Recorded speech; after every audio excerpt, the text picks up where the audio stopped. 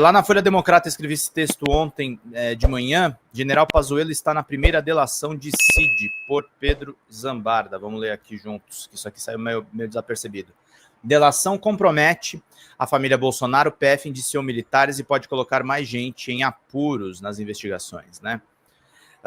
O jornalista Hélio Gaspari recebeu a íntegra da primeira delação premiada do agente de ordens Mauro Barbosa Cid, na delação que foi investigada a fundo pela Polícia Federal sobre tentativa de golpe de Estado arquitetada por Jair Bolsonaro e seu entorno. E o nome do general Eduardo Pazuello aparece. Pazuello foi ministro da Saúde na gestão Bolsonaro sob indicação do general Ramos, responsável pela falta de cuidados de proteção da população, que acelerou a contaminação na pandemia da Covid e matou pelo menos 700 mil pessoas pelo novo coronavírus, mais de 1 milhão considerando doenças correlacionadas. O que diz a delação de Cid sobre Pazuello? Pega um trecho da delação obtida por Hélio e publicada por Ana Gabriela Oliveira de Lima na Folha de São Paulo. Que o terceiro grupo, denominado pelo colaborador como radicais, era dividido em 2 grupos. Que o primeiro subgrupo, menos radicais, queria achar uma fraude nas urnas, que o segundo grupo de radicais era a favor de um braço armado, que gostariam de alguma forma de incentivar o golpe de Estado, que queria que ele assinasse um decreto, que acreditavam que quando o presidente desse a ordem ele teria o apoio do povo e dos CACs. CACs, para quem não sabe, é caçador, atirador e esportivo. Como é que é o significado da sigla? CACs, espera aí. CACs, sigla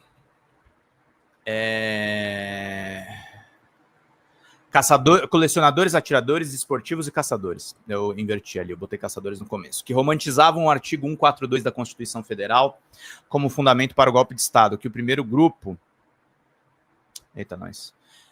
que o primeiro grupo defendia a identificação de uma possível fraude das urnas, que era o que o ex-presidente mais pressionava, que Jair Bolsonaro queria uma atuação mais contundente do general Paulo Sérgio em relação à comissão de transparência das eleições montada pelo Ministério da Defesa, que Jair Bolsonaro queria que o documento produzido fosse duro, que o grupo era composto pelo general Pazuello, pelo presidente do PL, Valdemar da Costa Neto, pelo major Denicoli e por um grupo de pessoas que prestavam assessoramento técnico que nessa época, após o segundo turno, recebiam muitas informações de fraudes.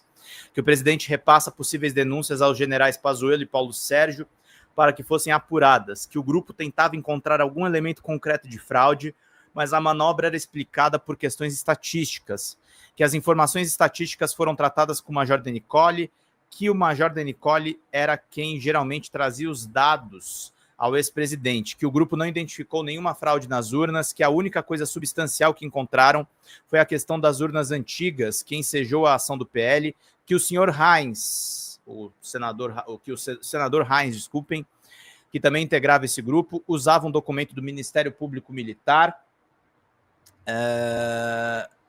que dizia que o país estava em GLO para a garantia das eleições. Obrigado, Iverton.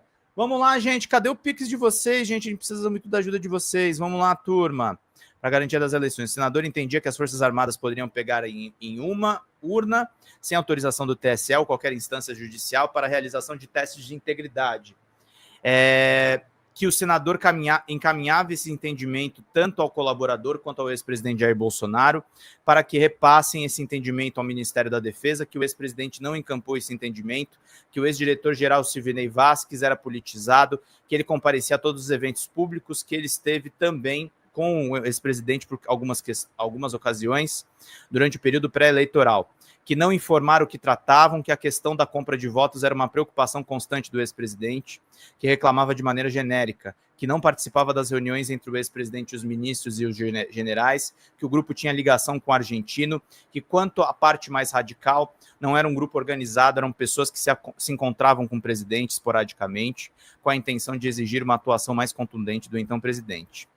Que uma dessas pessoas era Felipe G. Martins, ex-assessor internacional do ex-presidente ligado à área mais ideológica, que Felipe Martins vinha acompanhado de um jurista, que não se recorda do nome, que o colecionador se recorda do referido jurista, escreveu livros sobre garantias constitucionais, que os encontros ocorreram em meados de novembro de 2022, que que em um dos encontros o jurista também foi acompanhado de um padre, que foram mais de 2 encontros dessas pessoas com o ex-presidente Jair Bolsonaro, que Felipe G. Martins, juntamente com esses juristas, apresentavam um documento ao presidente Jair Bolsonaro no Palácio do Alvorada, que o documento tinha várias páginas de considerandos, que retratava das interferências do Poder Judiciário no Poder Executivo, e no final era um decreto que determinava diversas ordens que prendia todo mundo, que determina as prisões dos ministros do Supremo Tribunal Federal, dentre eles Alexandre de Moraes, Gilmar Mendes e outros, que determinava também a prisão do presidente do Senado, Rodrigo Pacheco, e de outras autoridades que, de alguma forma, se opunham ideologicamente ao ex-presidente, que decretava novas eleições, que não dizia que iria fazer, mas sim o que fazer, que o ex-presidente recebeu o documento, leu, alterou as ordens, mantendo apenas a prisão do ministro Alexandre de Moraes e a realização de novas eleições devido à fraude do pleito, que o colaborador teve ciência do documento quando Felipe G. Martins apresentou ao colaborador o documento impresso de forma digital para que fossem feitas as correções. Que Felipe Martins tinha uma versão digital do seu notebook que levou para a região, que Felipe G. Martins não alterou o documento conforme pedido pelo então presidente Jair Bolsonaro.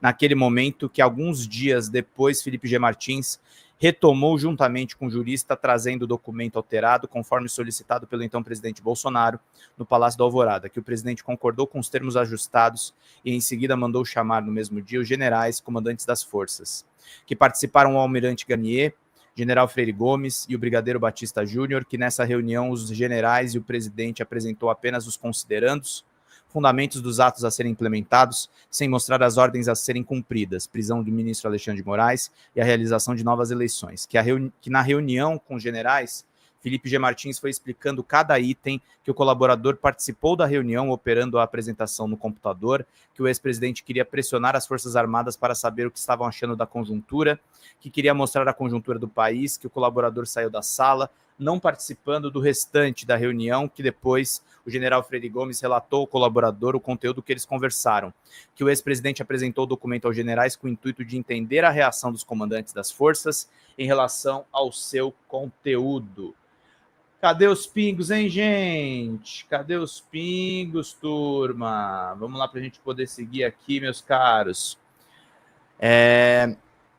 Que o almirante Garnier, comandante da Marinha, era favorável a uma intervenção militar, afirmava que a Marinha estava pronta para agir, que aguardava apenas a ordem do ex-presidente Jair Bolsonaro, que, no entanto, o almirante Garnier condicionava a ação de intervenção militar à adesão do Exército, pois não tinha capacidade sozinho, que o brigadeiro Batista Júnior, comandante da Aeronáutica, era terminantemente contra qualquer tentativa de golpe de Estado, que afirmava de forma categórica que não ocorreu qualquer fraude nas eleições presidenciais, que o general Freire Gomes era um meio termo entre os dois generais, que ele não concordava como as coisas estavam sendo conduzidas, que, no entanto, entendia que não caberia um golpe de Estado, pois entendia que as instituições estavam funcionando, que não foi comprovado fraude nenhuma. Isso daí foi um problema mesmo na investigação da PF, aparece.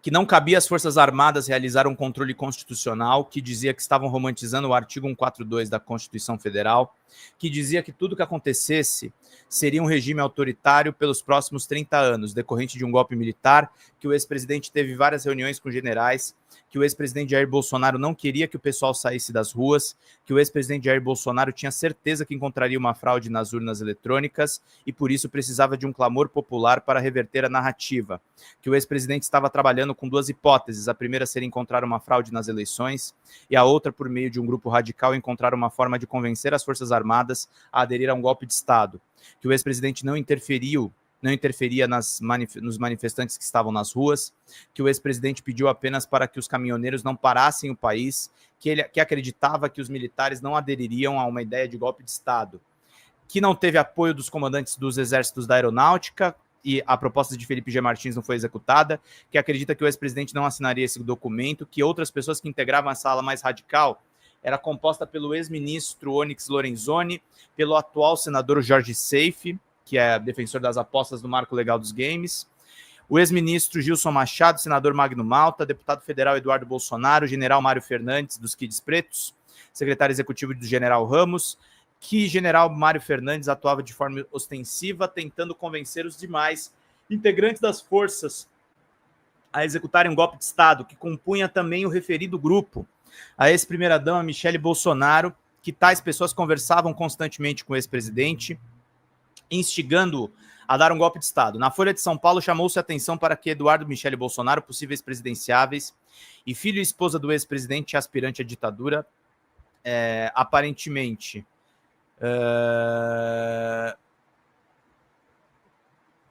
Aqui eu errei, não é aparentemente, é respectivamente. No entanto, chama a atenção o trânsito de Pazuello e dos militares na Operação Acolhida, que fez uma gestão absolutamente negacionista na pandemia. Os militares dessa operação, tá? Pazuello é descrito no mesmo núcleo de Valdemar da Costa Neto e do PL, que pretendiam contestar as eleições de 2022. Pazuello foi eleito deputado federal com mais votos no Rio de Janeiro, segundo mais votado, com algum trânsito no petismo. É amigo do Quaquá. Parece que a PF não encontrou indícios para incriminá-lo, mas é mencionado. Palavra de delator não é tudo, resta a investigação. Mas difícil acreditar que apenas Braga Neto e os Kids Pretos de Mário Fernandes devam estar atrás das grades. Ambos estavam conectados ao general Ramos e ao governo Bolsonaro. E aí eu acho... Fala pessoal, Pedro Zambarda aqui com vocês da Folha Democrata. A Folha Democrata está sob ataque, meus caros. A gente teve a nossa monetização desativada de uma maneira absolutamente arbitrária do YouTube. E para a gente manter as nossas atividades, a gente precisa de um mutirão de Pix de vocês da comunidade, gente, porque a gente fica sem verba para fazer as nossas coberturas básicas, fazer as lives, os cortes, os grupos de WhatsApp, Telegram que a gente pretende criar com essa comunidade maravilhosa. Nós perdemos acesso, por exemplo, vocês que são membros do canal, infelizmente estão com as suas contribuições paralisadas. Então a gente precisa de uma ajuda em massa dessa comunidade para salvar a Folha Democrata, salvar mesmo, gente. A gente precisa novamente da ajuda de vocês, porque ser de esquerda e atuar com essas big techs é realmente muito complicado. Eu conto com vocês, abram um aplicativo do banco, coloca folhademocrata@gmail.com e faça uma contribuição em qualquer valor, em qualquer horário, também nas metas das nossas lives, para a gente manter tudo funcionando. Tá certo, meus queridos e minhas queridas? Obrigado pela atenção de todos vocês. Vida longa e próspera sempre. Vamos combater, vamos manter a Folha Democrata funcionando, porque nós dependemos da comunidade, gente. Até mais. Tchau, tchau.